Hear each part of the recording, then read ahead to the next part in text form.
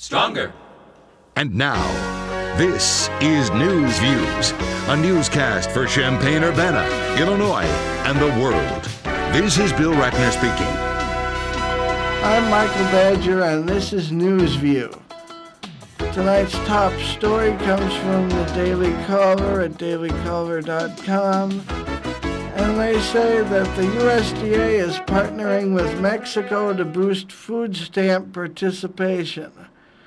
They say the Mexican government's been working with the United States Department of Agriculture to increase participation in the Supplemental Nutrition Assistance Program, SNAP, or food stamps.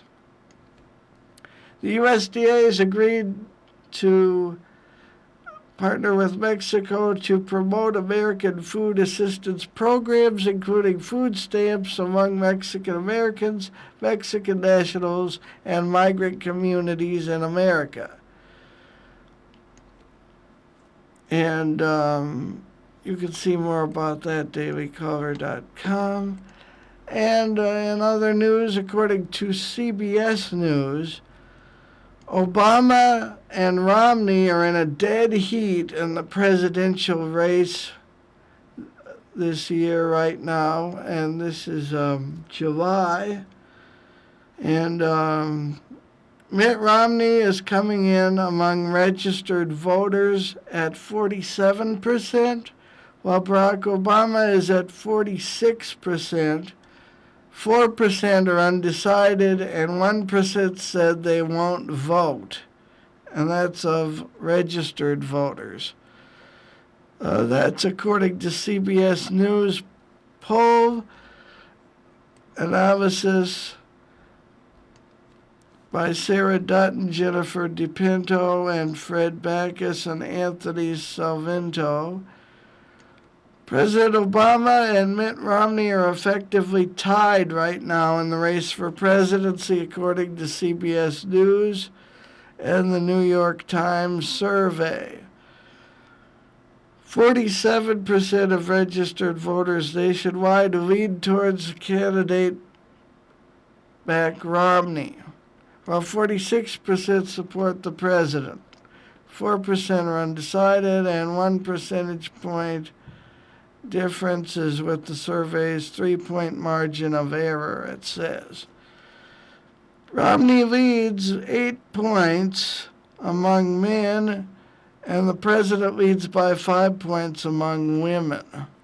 The president's supporters are more likely to strongly back their candidate, while 52% strongly favor Mr. Obama, while just 29% of Romney voters strongly back Romney.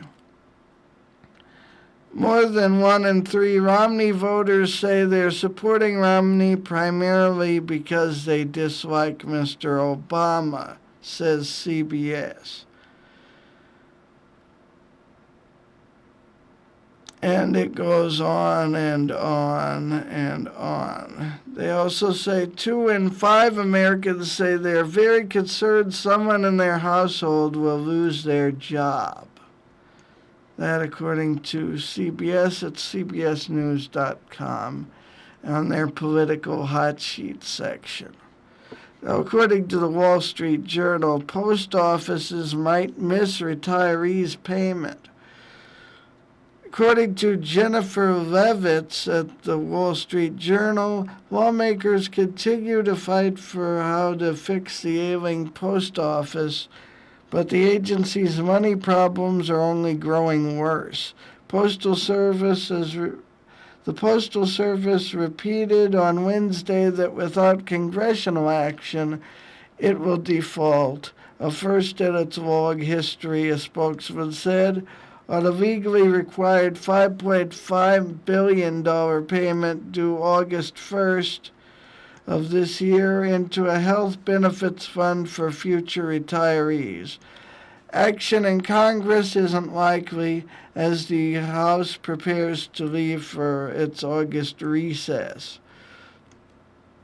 The agency said a default on the payment for 2011 wouldn't directly affect service or its ability to pay employees or suppliers. But these ongoing liquidity issues unnecessarily undermine confidence in the viability of the Postal Service among our customers, said spokesman David Partenheimer. The agency says it would default on its 2012 retiree health payment as well, also roughly $5.5 billion, which is due September 30th, if there is no legislative action by then. Most everyone agrees the Postal Service needs an overhaul. It had a loss of $3.2 billion in the second quarter of this fiscal year. It is to report third quarter results on August 9th.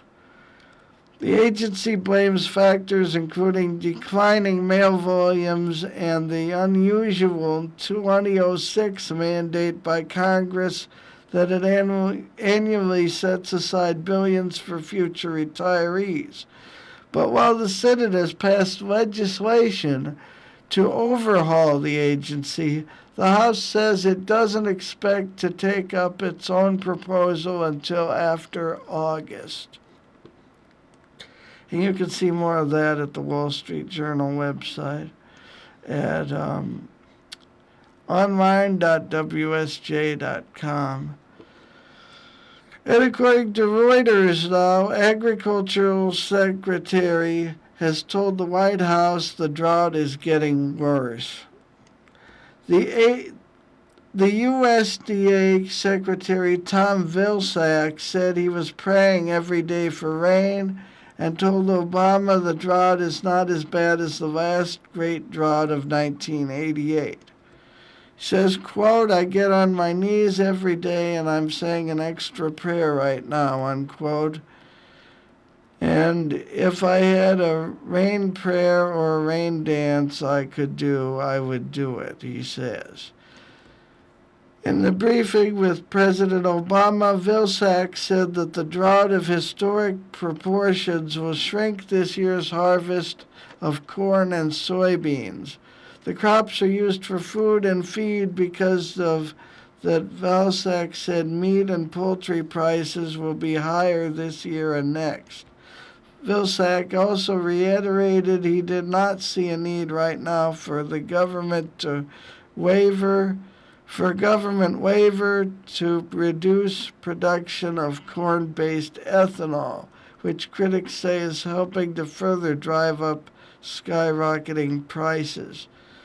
But he said the drought footprint was widening with an additional 39 counties designated as primary natural disaster areas for a total of 1,297 counties across 29 states. And you can see more of that at Reuters.com. And according to the Washington Post, Middle East section, Syrian forces have shelled Damascus neighborhoods a day after bombing there. This by Baybak Nefelesh and Vizsla. Dateline Beirut. Syrian forces shelled neighborhoods in Damascus on Thursday, and anti-government rebels claim to have taken control of a checkpoint on the Turkish border a day after the bombing deaths of 3 senior military figures with close ties to President Bashar al-Assad. As the violence continued, Russia and China vetoed a U.S.-backed United Nations Security Council resolution threatening the Syrian government with sanctions. The vote was a major blow to diplomatic efforts to end the conflict, which has left more than 14,000 dead and penetrated the highest circles of government there. Clashes between rebels and pro-government forces were reported in many Damascus neighborhoods Thursday. Army snipers spread across rooftops in the Mizi area, and helicopters were targeting rebel fighters in the neighborhood of Kwabun, according to the Syrian Observatory for Human Rights, an opposition group. And you can see more about that at WashingtonPost.com. And we move right along to the State Journal Register at sj-r.com. They say H.H. Gregg has begun hiring for Springfield and Champaign stores in central Illinois. Appliance and electronics retailer H.H. Gregg plans to hire about 120 workers for new stores in Springfield and Champaign. The Springfield store will be in White Oaks Mall. Both are scheduled to open this fall. A company announcement indicated there are 60 openings for each store, including sales associates, managers in training, warehouse staff, and customer service representatives. The Indianapolis-based retailer operates 220 stores in 17 states, and additional information is available at www.hhgregg-jobs.com. And we'll be right back with more News View after this.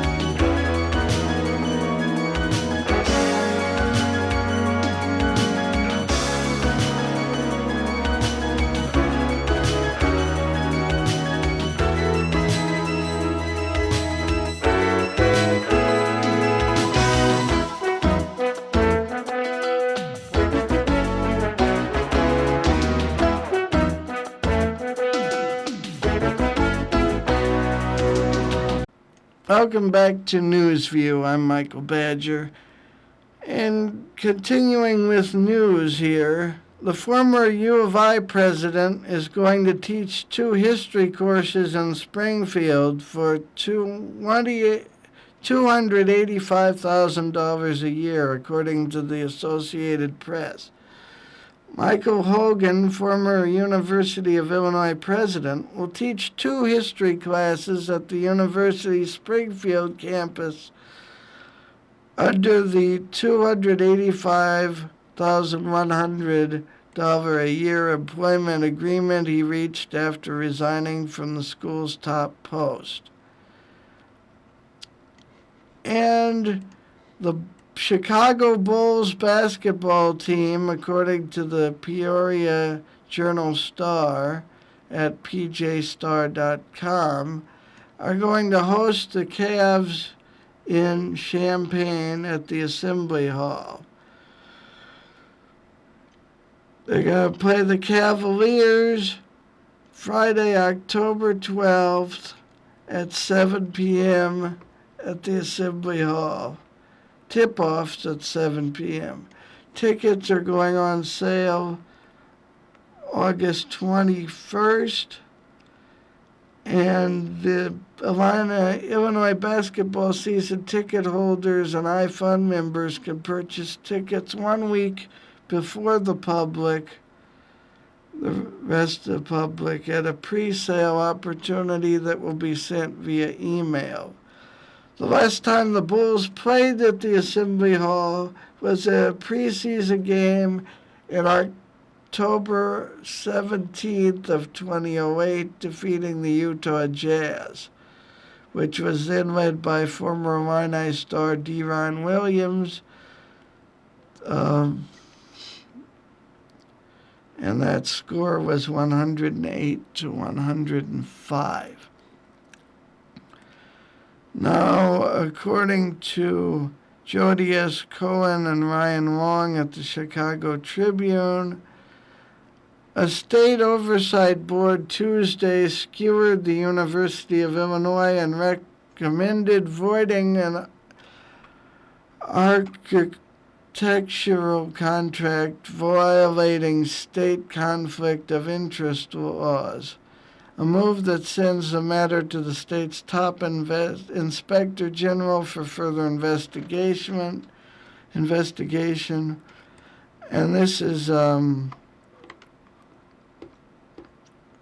the Procurement Policy Board's Ford and Zero Road is only an advisory, and now it's up to the U of I Board of Trustees to decide how to proceed.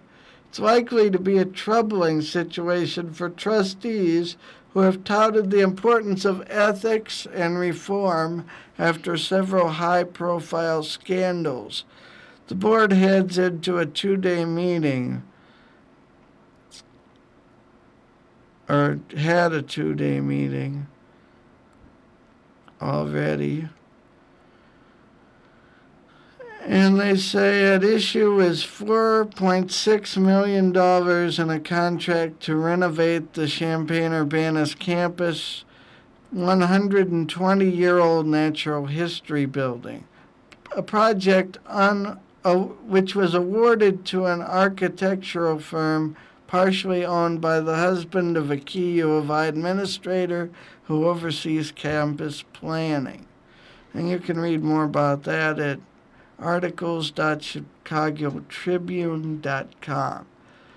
Now from carmytimes.com and the Associated Press, Waltonville, Illinois is the dateline. With a baking southern Illinois cornfield as a backdrop, Governor Pat Quinn Monday pledged state support through loans and debt restructuring to farmers and ranchers punished by a nagging drought that shows no signs of abating anytime soon. The Democrats' first look at parched conditions that had most of the state classified, or has most of the state classified in a drought, gave him a stark lesson of just how bad things have gotten on the James Laird family's farm near Waltonville, Illinois, a 400-resident village about 80 miles southeast of St. Louis. Stepping briefly into the crop, its dry soil craving any moisture, Quinn struggled to find an ear of corn. When he found one, he shucked it, only to discover it had no kernels. The governor moments earlier had cast the plight of the state's corn growers in almost tragic terms. He says, quote, "This is their hour of need, and we will not forget them," unquote, he said. He also said, "We've never seen a drought like this, and we've got to do something about it." And you can read more about that at Carmy Times, CARMITIMES.com. And according to the Republic, a study shows Illinois is getting some wind power jobs but missing out on manufacturing work. Dateline Champaign, Illinois, the wild wind power generation has created more than 19,000 short-term construction jobs in Illinois. The state has only about 800 permanent jobs at wind farms and is mostly missing out on potentially far more permanent jobs on the manufacturing side, according to a study released Tuesday. The study from Illinois State University economist David Loomis highlights the economic benefits of wind power, such as the construction jobs and property taxes in rural communities where turbine farms are built.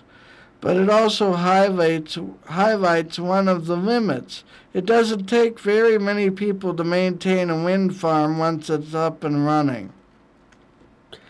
They say so far Illinois has only a little more than 1,000 manufacturing jobs related to wind power, according to the American Wind Energy Association.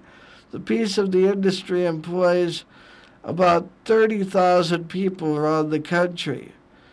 And you can see more of that at therepublic.com.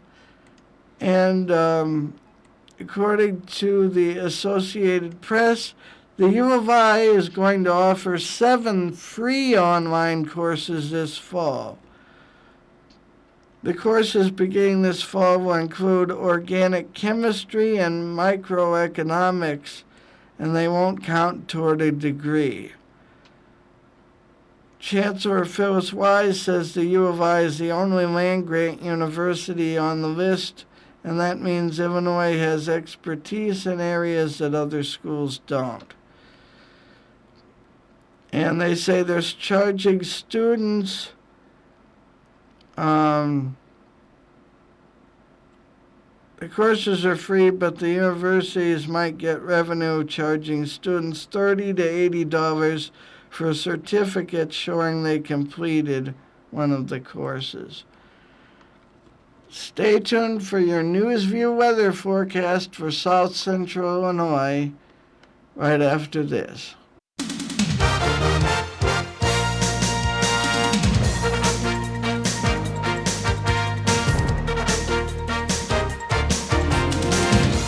Hello, I'm Michael Badger, and this is your NewsView weather forecast for this weekend. Friday night, low 65 degrees Fahrenheit under mostly clear skies. Saturday, sunny, high 91 degrees. Saturday night, mostly clear, 70 degrees Fahrenheit. Sunday, partly cloudy, high 95 degrees. And Sunday night, a low of 74 degrees under partly cloudy skies. This has been your NewsView weather forecast for the weekend of July 19th, 2012.